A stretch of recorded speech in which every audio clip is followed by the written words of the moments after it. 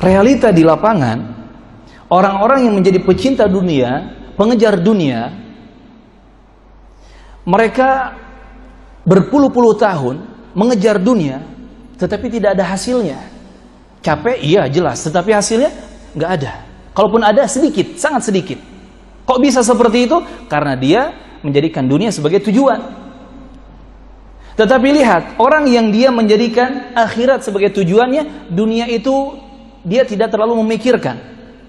Subhanallah, dimudahkan dia menjadi orang baik, dimudahkan dia menjadi orang soleh, dimudahkan dia menjadi orang yang banyak ibadah kepada Allah, plus dunianya juga dimudahkan. Ada seorang bernama Sulaiman Ar-Rajihi di Saudi Arabia. Sekarang beliau sudah sepuh ya. Sulaiman Ar-Rajihi, hafidhahullah ta'ala. Ini orang cuma lulusan SD. Di sini ada teman-teman lulusan SD?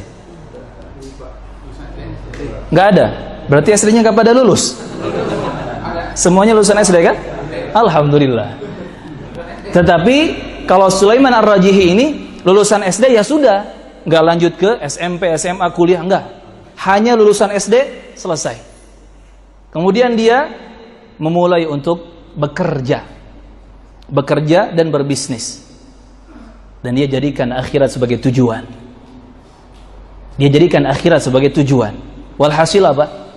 Walaupun cuma lulusan SD, boro-boro S3, S2 ya, SMP aja enggak merasakan. Tetapi subhanallah, Allah berikan janji lewat hadis tadi. Hadis Zaid bin Thabit.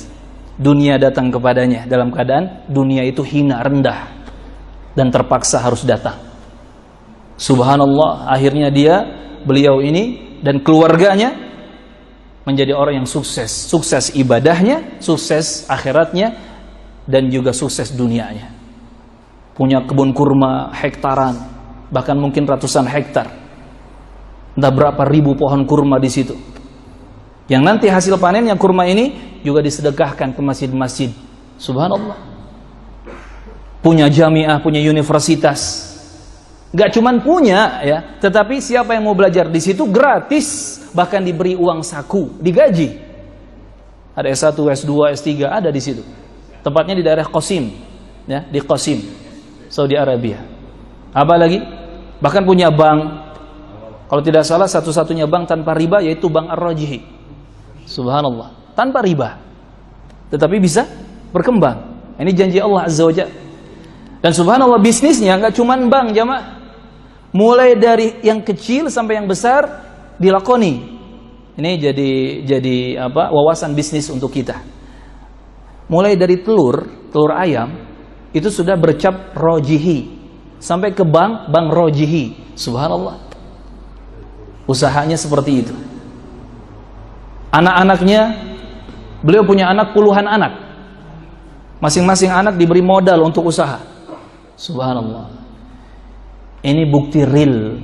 Orang kalau sudah betul-betul mengejar akhirat, dunia itu seakan-akan apalah, nggak ada apa-apanya. Datang dengan sendirinya. Maka teman-teman rahimakumullah, mulai sekarang coba kita fokuskan tujuan kita yang sebenarnya apa.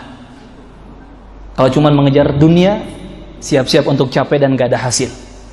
Karena kaidahnya seorang hamba yang mengejar dunia, dia hanya akan dibuat semakin capek.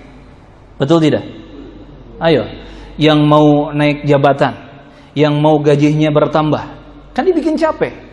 Pikiran capek, energi juga capek, badan lelah, dan seterusnya. Dan biasanya ketika dunia semakin dikejar, dia semakin menjauh. Dunia semakin dikejar, semakin menjauh.